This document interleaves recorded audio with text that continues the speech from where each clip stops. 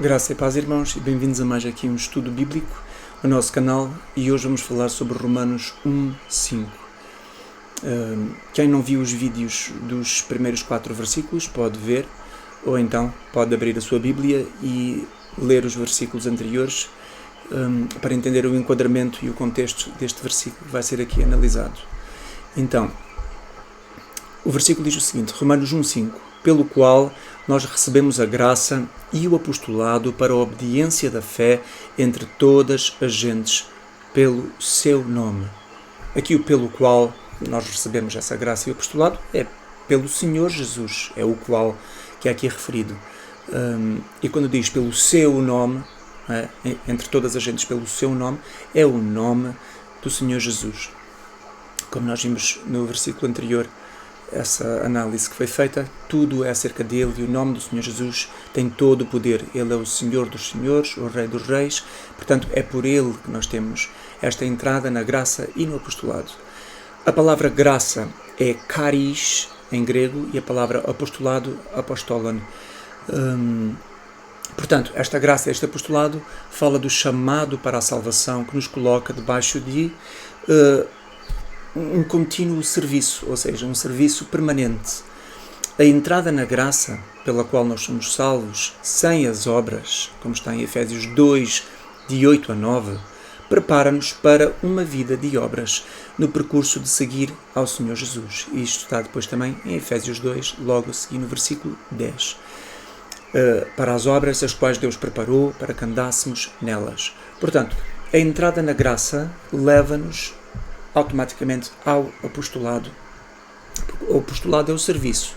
A graça é a salvação. Assim que nós entramos na salvação pela graça, nós entramos automaticamente num serviço permanente, um serviço de obediência, um serviço de sujeição, um serviço de entrega ao Senhor Jesus em espírito. A palavra charis é uma palavra interessante de nós referirmos aqui, porque se vocês perceberem a fonética do som, não é? Charis vem de caridade. A palavra caridade vem de charis. Portanto, graça como caridade está a expressar um ato voluntário e altruísta de fazer bem a outra pessoa, não é? A alguém, segundo a sua própria boa vontade.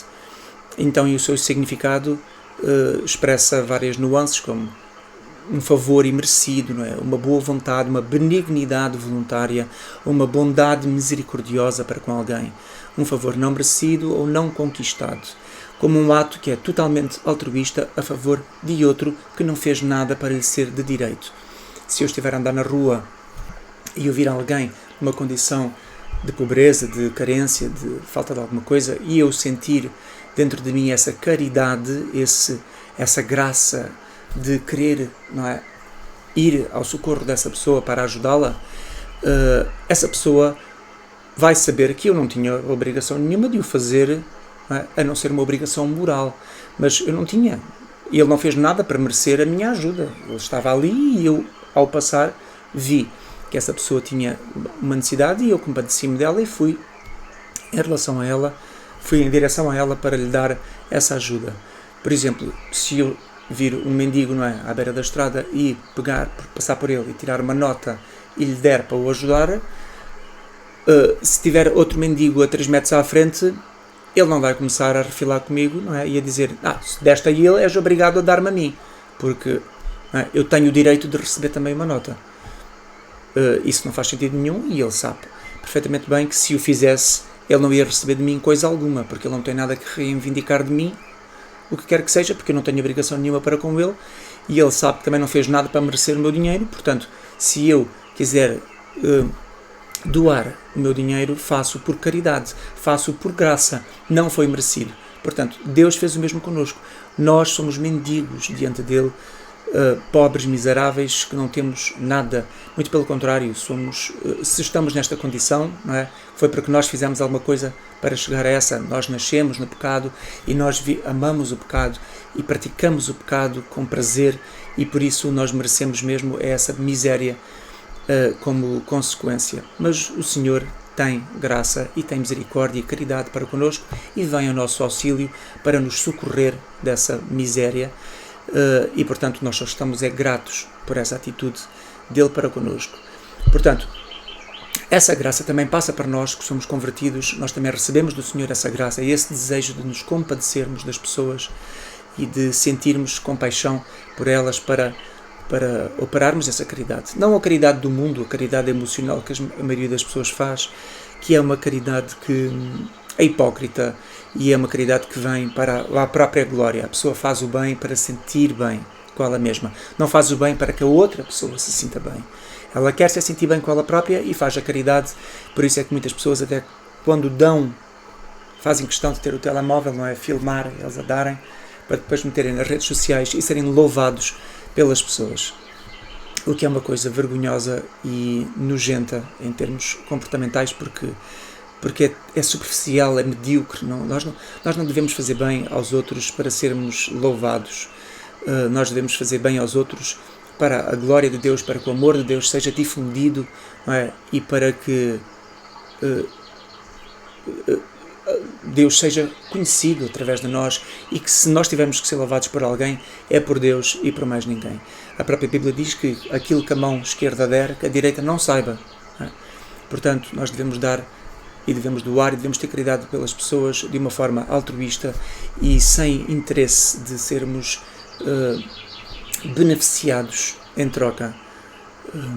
Portanto, esta graça, se nós virmos aqui que diz, recebemos a graça e o apostolado, a graça vem primeiro. Porquê? Porque ninguém pode realmente seguir no apostolado, ou seja, seguir no serviço ao Senhor Jesus, no ministério. Ninguém pode fazer isso sem a graça. Sem a graça, esse serviço ao Senhor Jesus é vazio. É um serviço feito de uma forma, como eu já disse, hipócrita para si mesmos.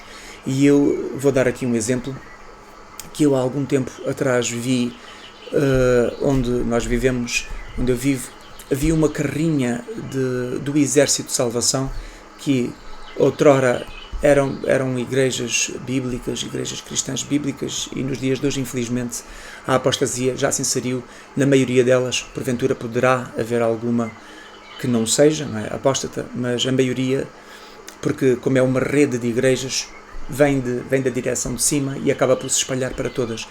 Vi uma carrinha deles, eles fazem muitas obras de caridade e de ação social, e vinha uma carrinha em grande a dizer, servindo o próximo, e a carrinha dizia, Exército de Salvação, servindo o próximo, a caridade, não é, para com as pessoas carenciadas.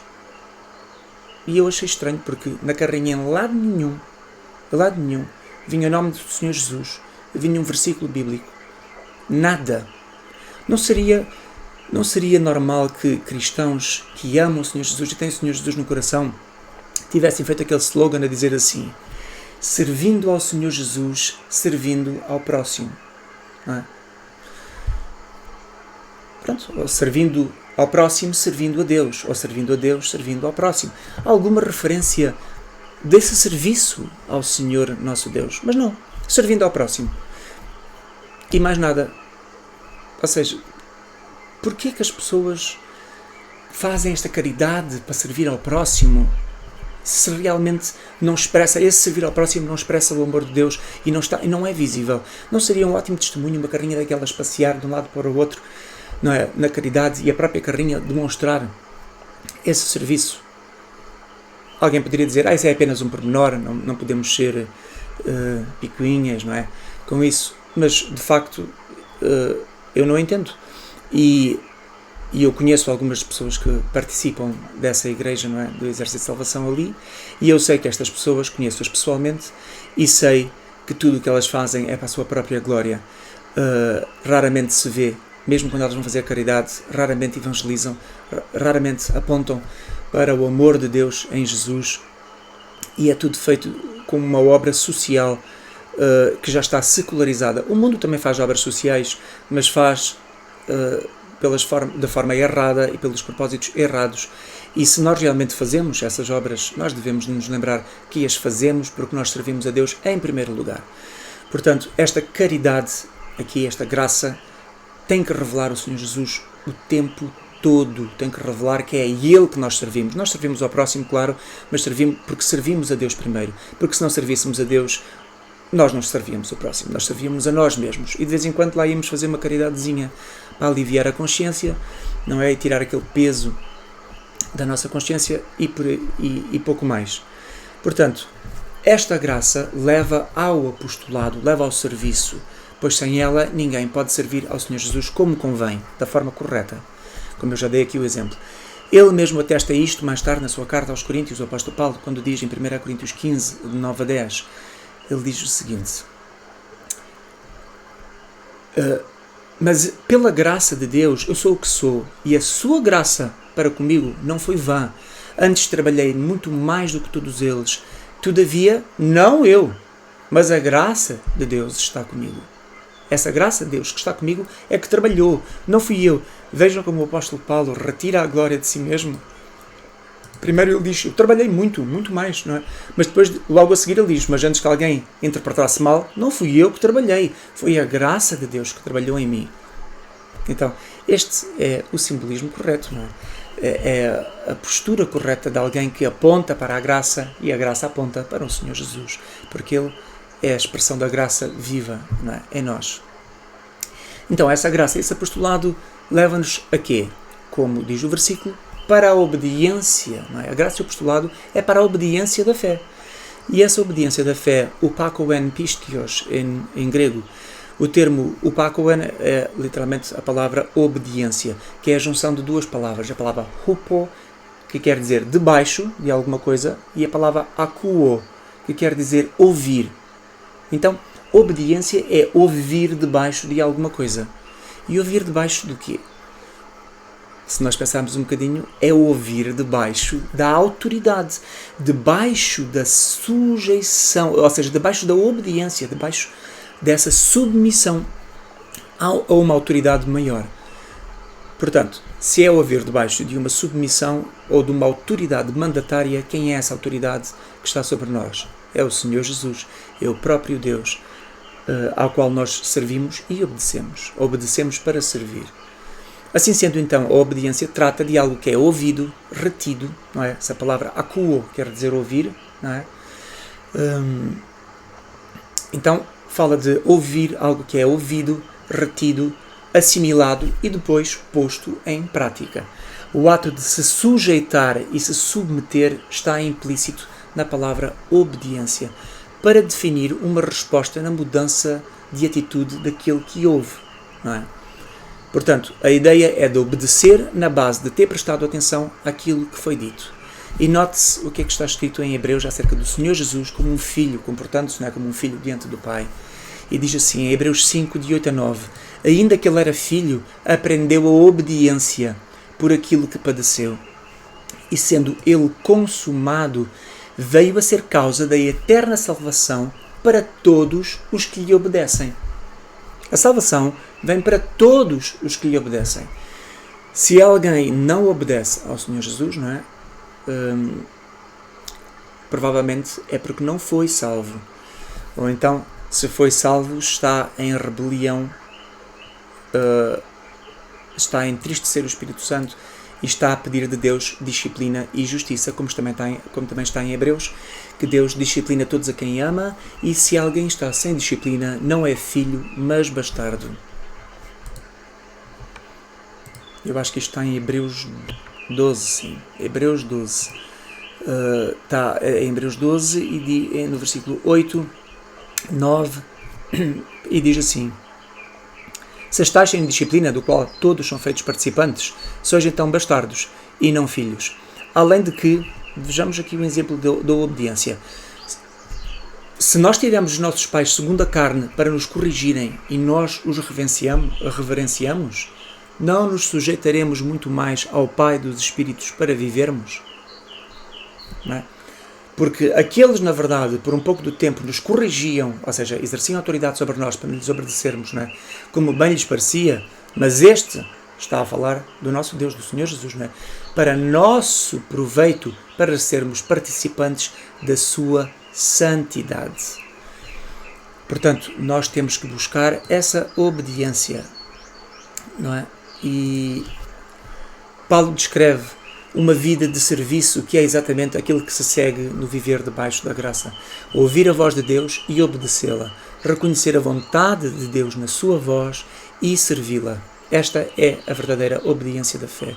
E em 1 Pedro 1, 13 a 16, diz, portanto, para nós, não é? Cingindo os lombos do vosso entendimento, nós os cristãos, sede sóbrios e esperai inteiramente na graça que se vos ofereceu na revelação de Jesus Cristo, como filhos obedientes, não é? Não vos conformando com as concupiscências que antes havia na vossa ignorância, com aqueles desejos ilícitos da nossa ignorância para fazer aquilo que era mau, mas como é santo aquele que vos chamou, sede vós também santos em toda a vossa maneira de viver, porque está escrito, sede santos porque eu sou santo, como está no Velho Testamento, não é?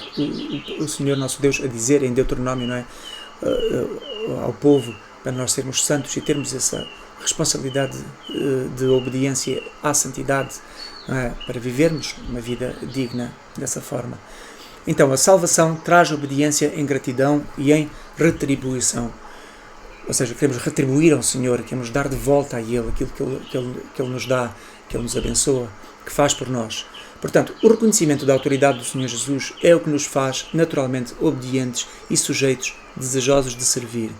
Quem tem muita dificuldade em viver nessa obediência da fé é porque também tem uma dificuldade em fazer do próprio Senhor Jesus o seu Senhor, o Senhor da sua vida. Portanto, a dificuldade em obedecer está ligada à sujeição ao Senhor Jesus. Quanto mais sujeito alguém estiver ao Senhor Jesus, mais obediente ele se vai tornar, ou mais zeloso de obedecer ele vai ser. Vai fazer muito mais esforços, muito mais sacrifícios para obedecer, para mortificar a carne e servir ao Senhor Jesus de uma forma digna. Porque isto é o espírito da sujeição, é uma coisa natural. Então, a fé que justifica, como está em Gálatas 3,24, é em si própria um ato de permanente obediência em sujeição à justiça de Deus, que é também figurada no próprio Senhor Jesus e na sua obediência ao Pai, como nós vimos aqui demonstrado na carta aos Hebreus. Portanto, Paulo, um pouco mais tarde nesta mesma carta, não é, diz do povo judeu que ainda não havia sido justificado pela fé em Jesus. Aqui em Romanos 10, 3, 4, diz assim, porquanto eles, não conhecendo a justiça de Deus e procurando estabelecer a sua própria justiça, não se sujeitaram à justiça de Deus. Ou seja, eles não reconheceram a justiça de Deus porque eles também não reconheceram que eram sujeitos a Ele, que eles tinham que sujeitar a Ele. Quando eles não reconheceram isto, eles procuraram estabelecer a sua própria justiça. Portanto, todo aquele que não se sujeita ao Senhor Jesus para o servir e lhe obedecer, ele vai querer fazer aquilo que lhe apetece, segundo a sua própria opinião. E depois tiram versículos fora do contexto, usam passagens da forma errada, sempre para justificar aquilo que eles querem fazer, aquela vida rebelde, aquela vida mundana, secular, de vontades ilícitas, de vontades rebeldes e anárquicas, não é? Em anarquia. E depois fingem que vivem debaixo da obediência, mas não vivem, porque se não reconhecem a justiça de Deus e não se sujeitam a ela, como é óbvio, é a sua opinião, o seu achismo que vai vencer e não se vão sujeitar à justiça de Deus verdadeiramente. E logo diz, porque o fim da lei é Cristo. Tudo aquilo que nós fazemos, a nossa lei, nós já não vivemos mais debaixo da lei para obedecer às regras e aos mandamentos da lei, da regra, mas se nós temos o Senhor Jesus no nosso coração e estamos sujeitos a Ele, Ele é a lei para nós. Portanto, toda a vida dele, toda a conduta que ele teve de sujeição e obediência em relação ao Pai, serve para nós como espelho.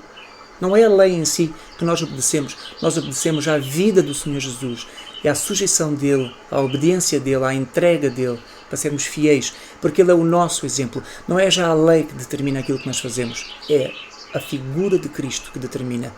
E nós vemos que o Senhor Jesus negou-se totalmente e obedeceu e entregou-se totalmente. Portanto, por isso é que nós lemos, não é? Se nós formos ver aqui em João 14:5, não é? Diz assim, se me amais, Senhor Jesus, guardai os meus mandamentos. E em 1 João 5:3 fala do amor de Deus e diz que esse amor de Deus é que guardemos os seus mandamentos e os seus mandamentos não são pesados. Portanto, não é? amar ao Senhor Jesus faz-nos naturalmente obedecer a Ele e viver de acordo com aquilo que a lei diz. Embora não estejamos mais presos à lei, nós vivemos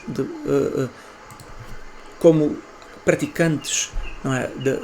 Naturalmente dessa lei que Deus passa, a lei da justiça, a lei da verdade, para uma vida de santidade. Portanto, sujeitar-se à justiça de Deus pede primeiro esse reconhecimento prático do que é a justiça de Deus. Por isso Paulo diz, não conhecendo a justiça de Deus. Ou seja, estas pessoas não reconheciam, não sabiam realmente o que era a justiça de Deus, porque eles não estavam sujeitos, não tinham um espírito de sujeição. Então, como pode alguém saber se está ou não na obediência da fé, a viver da forma correta, se ela não consegue discernir a voz de Deus, a vontade manifesta e a sua justiça, não é? De uma forma prática? Portanto, a obediência da fé é nada mais do que ter o mesmo sentimento que o Senhor Jesus tem em relação ao Pai, para somente fazer a vontade daquele que o enviou. João 6:38 é a postura de vida para todo o cristão. O Senhor Jesus diz, porque eu desci do céu não para fazer a minha vontade, mas para fazer a vontade daquele que me enviou. Maior sujeição do que esta é impossível.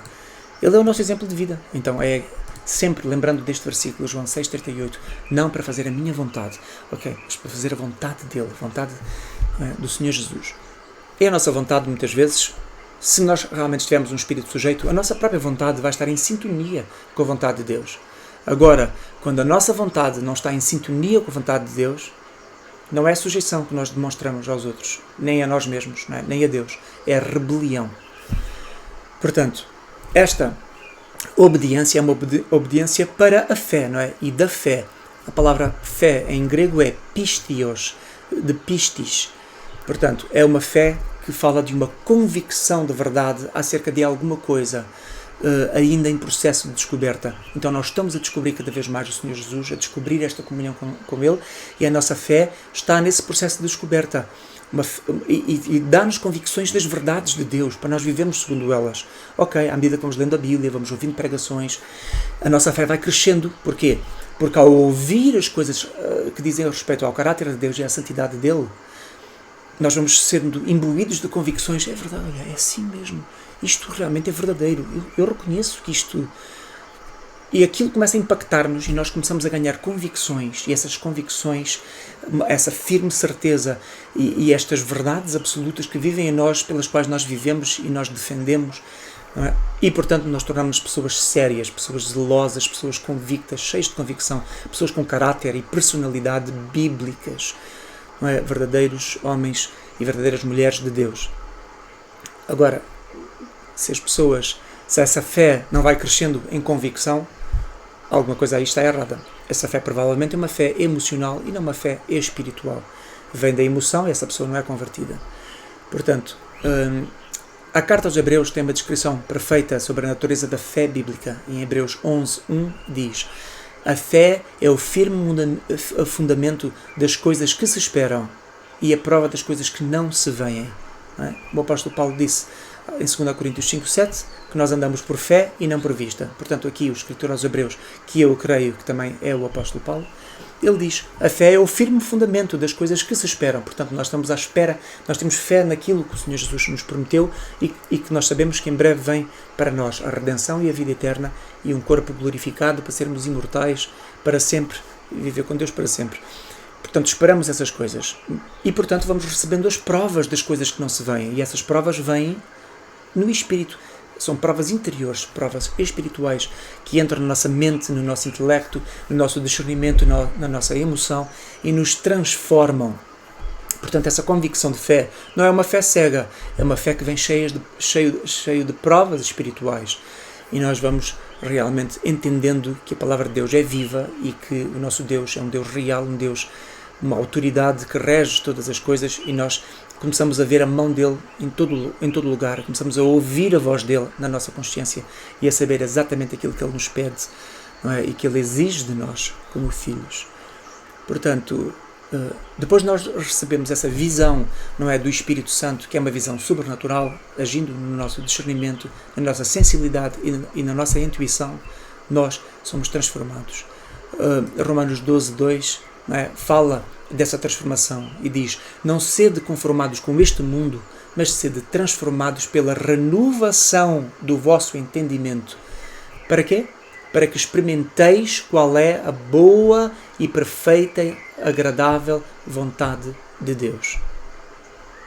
Quando nós descobrimos qual é essa perfeita, boa e agradável vontade de Deus, nós já podemos então cumprir e servir e fazer essa boa, perfeita e agradável vontade de Deus nas nossas vidas. Agora, se nós não somos transformados pela renovação do nosso entendimento, é porque nós em vez de não sermos conformados com este mundo, nós acabamos por nos conformar a este mundo.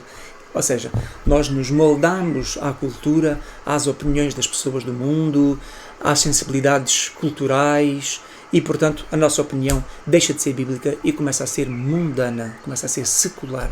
E por isso é que nós realmente não somos transformados e a nossa fé não aumenta.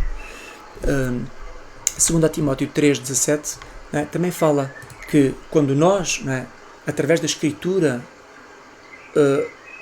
essa palavra, quando nós começamos pela fé a buscar, porque a fé também leva-nos à Escritura, para buscarmos, porque é lá, na palavra de Deus, que nós buscamos cada vez mais, o conhecimento do Deus vivo, neste livro que está aqui, aberto, estudado, é que nós buscamos e a fé, e a nossa fé cresce. E diz para quê? Quando fala que a Escritura é divinamente inspirada, e proveitosa para ensinar, e redarguir, e corrigir, e para instruir o homem na justiça. Para quê? Para que o homem de Deus seja perfeito e perfeitamente instruído para toda a boa obra. Portanto, todas as boas obras que nós fizemos, toda a caridade, tudo aquilo que nós fizemos depois da palavra de Deus nos transformar e nos instruir na justiça, é agradável e é perfeito aos olhos de Deus. Portanto, a fé que procede do Espírito e não da emoção tem incluída esta ideia de confiança e sujeição e obediência em santo fervor. A fé bíblica não é um ato de acreditar superficial, mas de crer profundo, que conduz toda a emoção carnal à verdade de Deus revelada e, a partir dela, gera então novas convicções que transformam os pensamentos e os desejos humanos do coração, de tal forma para que Deus seja sempre o centro de todo o nosso empreendimento, toda a nossa vontade, tudo aquilo que nós fazemos já foi transformado para descobrir qual é a perfeita, boa e agradável vontade de Deus e fazê-la cumprir-se nas nossas vidas. Portanto, a fé que vem de Deus transforma opiniões em convicções, transforma emoção em discernimento, carnalidade em santidade, superficialidade em eternidade. Nós tornamos pessoas não efêmeras, não superficiais, mas pessoas profundas e eternas, com a visão da eternidade. Há um provérbio que eu adoro que diz assim: nós vivemos todos debaixo do mesmo céu, mas nem todos temos os mesmos horizontes.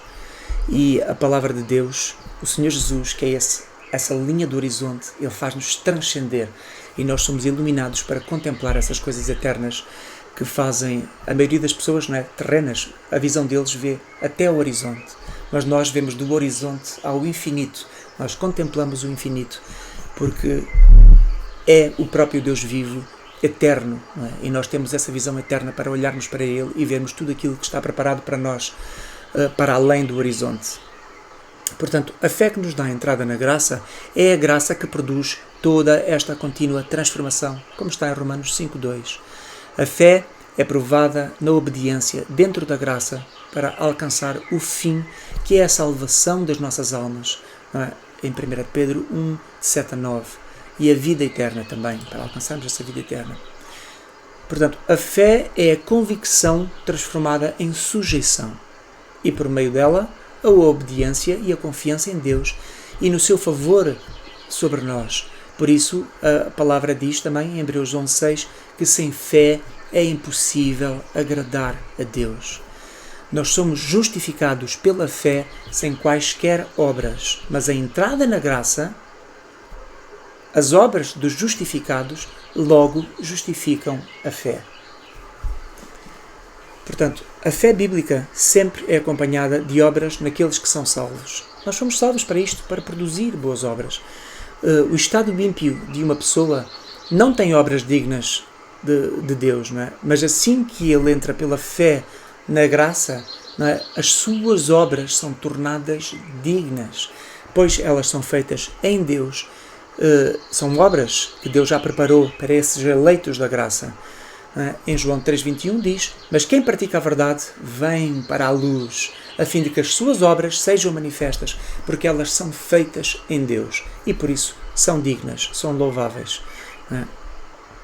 E Tiago apresenta, em Tiago 2, ele apresenta a realidade da fé e das obras fora e dentro da graça, de forma a representar a natureza da fé bíblica, não é, para as obras, em contraste com a fé emocional, que é pelas obras.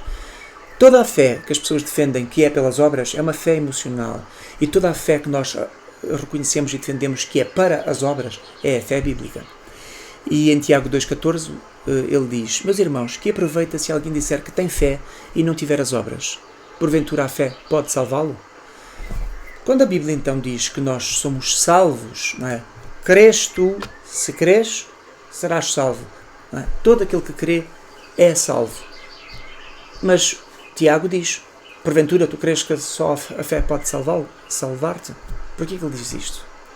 Porque ele está a falar de uma fé, ele está a dizer, a fé verdadeira, como eu já expliquei aqui, a justificação pela fé é sem quaisquer obras. Mas as obras dos justificados logo justificam a fé. O que é que isto quer dizer? Quer dizer que nós entramos na fé e na graça sem obras. Mas assim que entramos na fé e na graça, naturalmente nós começamos a produzir obras. Porque a fé e a graça de Deus fazem-nos andar nesse caminho. Efésios 2,10, não é? Andar nas boas obras, as quais Deus preparou para que andássemos nelas. Portanto, é uma condição resultante de outra. Nós, quando entramos na fé e na graça, nós não temos obras. Entramos lá de mãos a abanar, não temos nada. Mas assim que passamos daquela porta e entramos na graça, o Espírito vem e começa a pôr as ferramentas nas nossas mãos. Toma, está aqui as ferramentas, está aqui, agora vai e produz as obras. E essas obras produzidas através das ferramentas do Espírito, que é o quê? O amor, a caridade, a sujeição, a obediência da fé, o espírito sacrificial, a humildade, o amor não fingido. Todas estas coisas são os instrumentos. E aí essas obras já são reais e são feitas. Agora, uma pessoa que diz: olha, eu criei em Jesus, creio em Deus, e a seguir não prova isso através das suas obras, não fez nada. Essa pessoa não foi convertida. E eu dou um belo exemplo. Se eu sou um funcionário, eu digo assim, eu sou um funcionário exemplar, eu sou um funcionário obediente. O meu patrão chega perto de mim e diz-me assim: Bruno, levanta-te daí, por favor, e vai fazer este trabalho, pega naquilo, vai levar ali àquele sítio. E eu, E ele vira as costas e eu continuo, encostado, a olhar para o boneco. Eu sou uma pessoa obediente. Se eu fosse uma pessoa obediente, eu levantava-me e produzia as obras que me foram pedidas. 10 horas depois, o meu patrão chega, ou o patrão, eu já estou na minha casa, o patrão chega lá, então, mas isto, eu pedi àquele gajo para fazer isto, pedi para ele fazer, isto não está feito porquê? Não está feito porque eu não sou obediente. Então, o facto de eu estar a dizer que sou uma pessoa obediente, eu sou um empregado exemplar, sou um empregado obediente. Mentira! Portanto, porque a prova da minha obediência estaria na obra feita. Se o patrão chegasse lá e visse tudo feitinho, disse, aquele gajo é 5 estrelas, é um ótimo, aquilo é um funcionário como deve ser, eu disse-lhe para fazer isto, e ele fez tudo perfeitinho. Portanto, se nós somos os servos que creem, eu creio em Deus, então se crês, onde é que está a obra? Se tu crês, a obra vem, porque aquele que crê biblicamente produz a obra, aquele que não produz a obra não crê. Essa é a realidade. Portanto, a fé que salva é a fé que produz obras. Naturalmente. Não é uma coisa forçada, é uma coisa natural. Portanto, Tiago, aqui nesta passagem, não é? Tiago 2, ele passa a explicar que a entrada na fé não requer obras para a justificação, pois ela crê com convicção na totalidade da obra do Senhor Jesus e no favor imerecido, não é? De Deus, pela graça. Contudo, essa entrada imediata na graça produz logo a seguir obras que transformam o interior, enquanto exteriorizam o poder de Deus numa vida de sujeição, obediência e serviço. Portanto, essa transformação da fé bíblica do Espírito vem de dentro para fora, enquanto que a fé religiosa, a fé emocional, pretende fazer coisas de fora para transformar o interior. Fazem a obra da caridade externa para ver se o interior muda. Mas não muda, porque é feito para a autoglória, portanto o exterior está sempre corrompido ali, aquele desejo de autoglória. Agora, quando o interior é renovado e é transformado, a pessoa faz as obras e não precisa de glória. É generoso, é caridoso e não faz questão de fazer disso um grande alarido, não faz questão de filmar e pôr na internet, nem dizer às pessoas, olha, eu fiz, eu ajudei, eu dei, eu fiz assim assado. Porquê? Porque o interior está renovado e o que interessa é que aquilo foi feito para a glória de Deus e para o bem dos outros. Foi um amor altruísta, uma caridade e através da compaixão e misericórdia de Deus. Portanto, aí sim tem valor. Nós sabemos que a fé emocional pretende alcançar a graça através das obras de mérito conquistadas na carne. E nós sabemos que para Deus essas obras valem tanto como trapos de imundícia, como está em Isaías 64:6. Portanto, os esforços humanos de tentar, não é, por si mesmo alcançar a graça são sempre provados inúteis, porque somente a obra do Senhor Jesus é digna de transportar um homem das trevas para a luz, como está em Efésios 5:8. Se os homens pudessem fazer obras, se as obras dos homens tivessem valor antes da salvação, para que é que o Senhor Jesus tinha que morrer na cruz? Então o homem poderia tomar as obras, tomar as decisões e fazer as coisas para entrar na salvação. E Jesus não tinha que vir à cruz e morrer, porque o homem podia somente em si mesmo.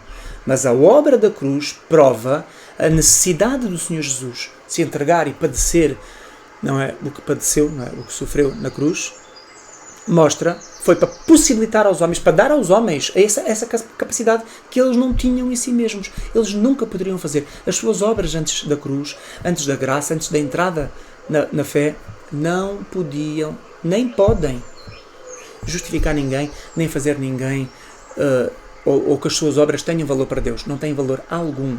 Se há alguma pessoa ímpia que não reconhece o Senhor Jesus como Salvador da sua vida e passa uma vida inteira a fazer obras de caridade, coisas boas para ajudar os seus amigos, a sua família, ainda assim ele vai para o inferno e nenhuma dessas obras contou para a sua salvação, porque a salvação é pela graça, ou seja, não merecida. Assim como o mendigo não fez nada para merecer a minha ajuda financeira, nós também não fizemos absolutamente nada. O próprio Senhor Jesus fez tudo e consumou a obra na perfeição. Por isso é que o Senhor Jesus disse aos fariseus, não é, aos religiosos, aos homens religiosos, em Lucas 16:16, ele diz: desde então é anunciado o reino de Deus e todo o homem emprega força para entrar nele. Este empregar força para entrar no reino de Deus é a religião das obras. As pessoas querem empregar força para entrar, mas não podem. Então é somente na fé no Senhor Jesus. O que Tiago pretende dizer é que nós somos justificados pela fé, sem as obras, para a entrada na graça, e uma vez salvos, nós continuamos sendo justificados pelas obras da graça que Deus preparou. Desta forma, a fé na graça fortalece a obra e a obra aperfeiçoa a fé. Tiago 2, de 17 a 24. Então, a obediência está ligada à fé, porque embora seja a fé sozinha que justifica, a fé que justifica não está sozinha. Entenderam? Então, a carta aos Hebreus mostra perfeitamente a fé e a obediência de mãos dadas. E a figura de Abraão, oferecendo Isaac, é o símbolo que Deus preparou para o testemunho futuro de uma fé em total dependência e confiança em Deus, que sempre proverá. Em Hebreus 11, não é? Quando está no versículo 17 e 18 a falar que pela fé ofereceu Abraão a Isaac quando foi provado, sim, aquele que receber as promessas ofereceu o seu unigênito. Está a falar ali da obra, mas vejamos que começou pela fé. Pela fé ele fez esta obra, ou seja, a obra foi um resultado da fé.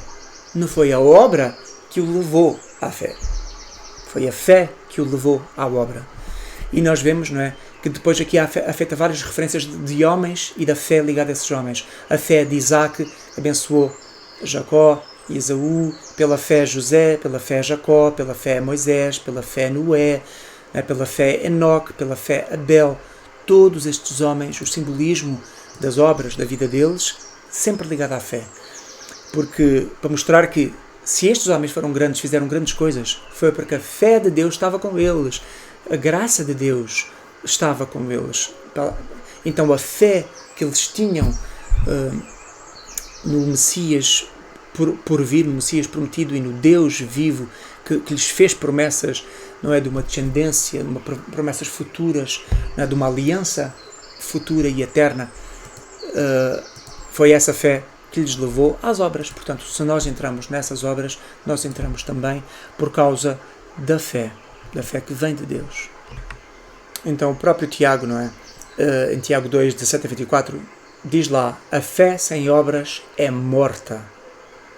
É morta. Não vale nada. Não tem poder nenhum. Então, é neste espírito de obediência da fé, como servidão e sujeição, que Paulo começa aqui a carta aos Romanos e também termina. Nós, quando vamos para o último capítulo da carta aos Romanos, capítulo 16, no versículo 26, nós lemos o apóstolo Paulo dizer que foi segundo o mandamento do Deus eterno, dado a todas as nações, para a obediência da fé. Ele termina essa carta falando de todas essas nações, a quem o mandamento da fé, a quem o Senhor Jesus se manifestou e se notificou pelas escrituras dos profetas, não é? Segundo esse mandamento do Deus eterno. Ele manifestou-se a todas as nações. Para quê? Para a obediência da fé. Portanto, todas as nações, todas as pessoas são levadas à obediência da fé. Todos aqueles que são convertidos são chamados para essa vida de obediência.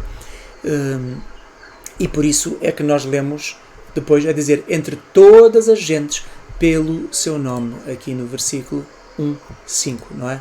Acaba o versículo 1:5 a dizer para a obediência da fé entre todas as gentes pelo seu nome. E essas todas as gentes, não é? São literalmente todas essas nações que nós vimos aqui a ser referido em Romanos 16:26.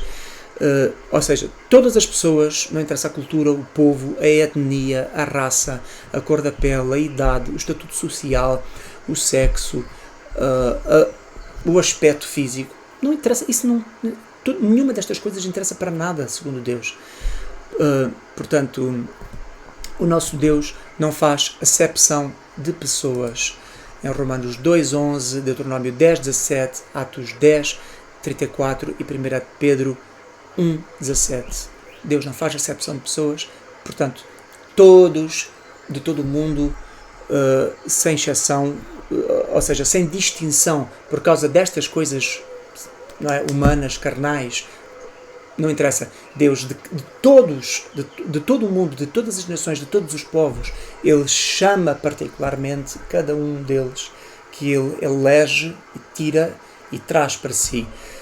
De todos os povos, pode ser da Mongólia, da América, do Brasil, de Portugal, da China, da Coreia, do Japão, da Somália, de Moçambique, de Angola, do Quênia, do Egito, não é? Da Arábia Saudita. Todos os países Deus chama homens. E esses homens que Ele chama, a palavra acepção, muitas pessoas têm a ideia que, como Deus não faz acepção, que Ele está literalmente a chamar todos. Mas isso não é bíblico, porque a Bíblia está a dizer que Ele de todos chama muitos.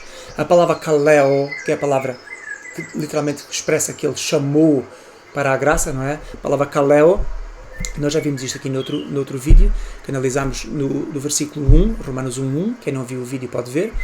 A palavra kaleo quer literalmente dizer chamar pelo nome particularmente alguém do meio de uma multidão. Essa multidão simboliza este mundo e as nações do mundo. E dentro de todas as nações, Ele chama particularmente aqueles que Ele elegeu, que Ele antes conheceu e predestinou para a graça. Portanto, é assim que é bíblico. Porque nós vemos a Bíblia a dizer assim: amei a Jacó e odiei Esaú, em Romanos 9, de 13 a 18.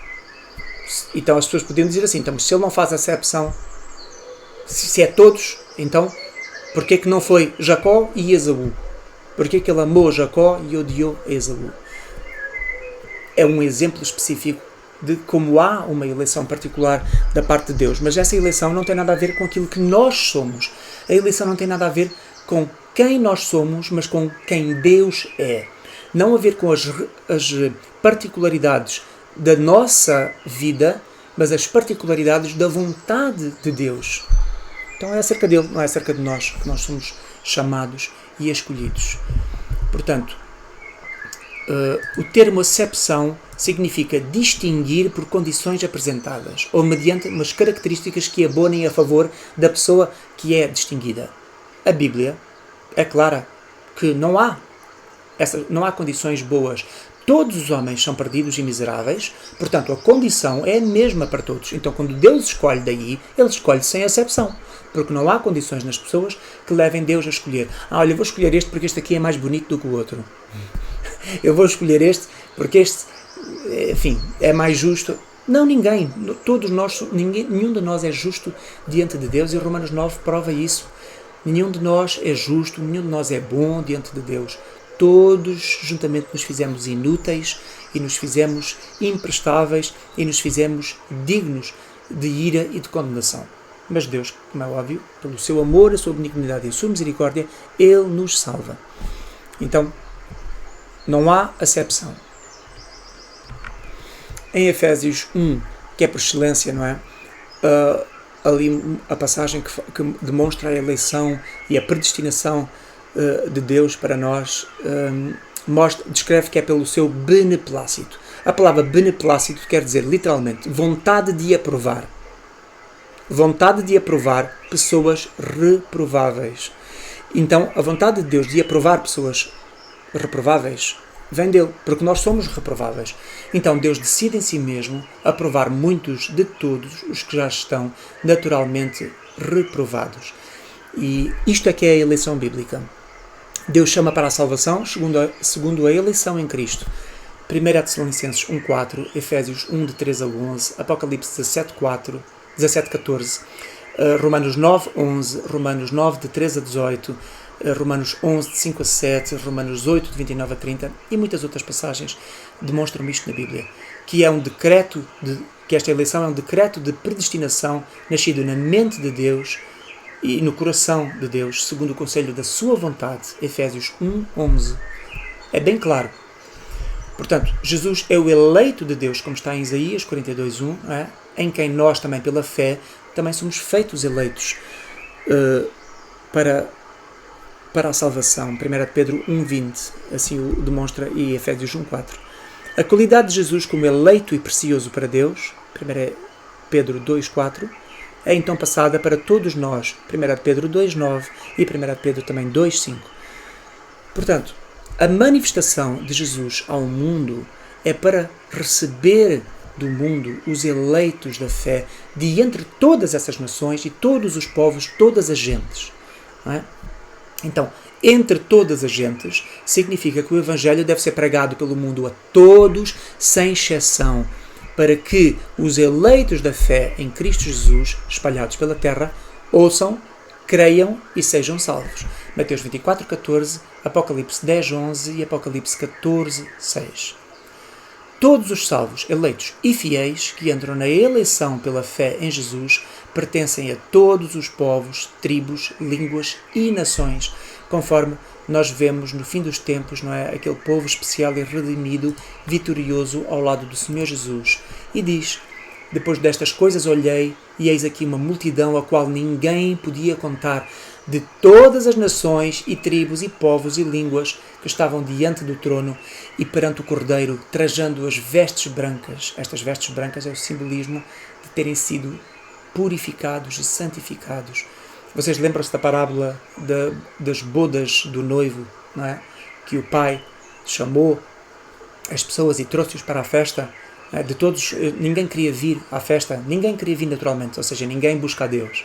Mas quando Deus vai e traz uns, não é, até à força para a festa, estava lá um homem que não tinha vestes brancas, não tinha as vestes nupciais. As vestes nupciais dali mostra que não eram as vestes brancas, ele não estava trajado das vestes. E foi-lhe perguntado: porquê é que não tens as vestes? Porquê é que não tens os trajes nupciais? O que é que estás aqui a fazer? E ele emudeceu e foi lançado fora. O que é que isto é? Ele não tinha sido chamado e entrou ali como um penetra, não é? Entrou ali sem ser convidado e por isso foi expulso de lá, porque a salvação, a eleição da graça é só Deus que chama, só podem entrar quem Deus chamou. E por isso é que esta passagem, não é, que eu referi do rei que fez as bodas, não é, do filho, está em Mateus 22, versículo 11 ao versículo 14.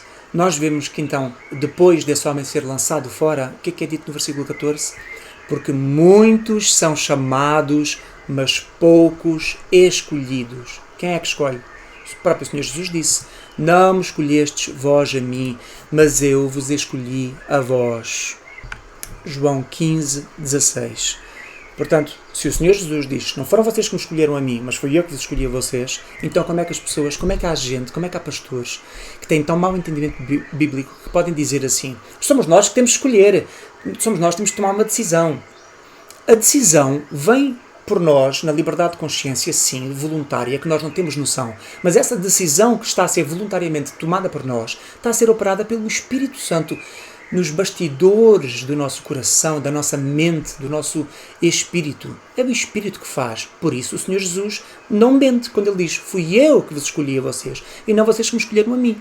Ou seja, quando eu digo assim, eu escolho Jesus, eu estou a dizer que o Senhor Jesus mentiu quando Ele disse que não sou eu que o escolho. Não, Jesus, não pode estar a dizer isso. Fui eu que te escolhi. Quem é que tem cara de pau para dizer isto? Quem é que tem a lata de ignorar e perverter as palavras do Senhor Jesus? Só gente louca que tem má doutrina ou não são convertidos e foram ensinados mal e resistem à verdade para entender que a obra da salvação é totalmente feita pelo Senhor Jesus. A nossa consciência livre e voluntária, ela recebe o Evangelho e o impacto do Evangelho na vida daquela pessoa, segundo o poder de Deus, o Espírito de Deus, é que faz com que essa pessoa creia e que entre na graça. Mas porquê? Porque antes foi conhecida por Ele, não é? E foi chamada e foi predestinada para ser justificada e santificada. É assim que funciona. E por isso lemos em Romanos 8, não é? 29 e 30, porque os que dantes conheceu também os predestinou para serem conformes à imagem do seu Filho, a fim de que ele seja o primogênito entre muitos irmãos. E àqueles que predestinou, a estes é o particular. É uma condição particular, uma condição sine qua non, como se diz em latim. É sem a qual não poderia ser. Portanto, os que foram chamados foram os quais está preso à condição de terem sido predestinados. Os que foram chamados foram predestinados. E os que foram predestinados, como diz o versículo anterior, foram conhecidos antes, que é antes da fundação do mundo. Foram conhecidos por Deus, foram predestinados, chamados, justificados e glorificados.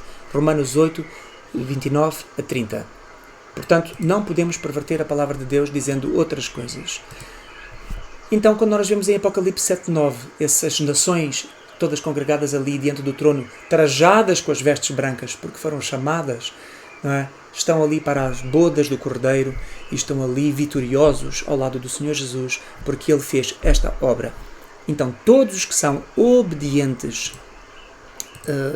como diz este versículo, todos aqueles que receberam a graça e entraram no apostolado, ou seja, no serviço ao Senhor Jesus, para viver uma vida verdadeira, de obediência verdadeira da fé, então todas as gentes que foram chamadas pelo nome do Senhor Jesus para esta graça, este apostolado e esta obediência, herdarão o reino dos céus e serão vitoriosos e estarão diante daquele trono. Este versículo diz respeito a mim e a você e a todos os que foram realmente chamados e que sabem no seu coração que são filhos de Deus e que vivem a vida desta forma. Espero que todos possam ter essa convicção. Se não tiverem, que busquem ao Senhor Jesus e orem e clamem e invoquem o seu nome para que Ele se compadeça e Ele dê a fé para o arrependimento e para a entrada na graça.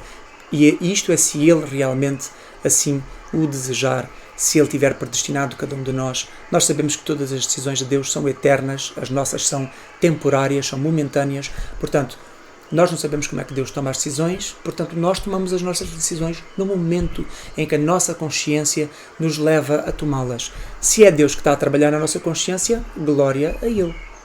E é assim. Espero que tenham gostado deste estudo e fiquem comigo no próximo vídeo. Muito obrigado e Deus vos abençoe ricamente. Amém.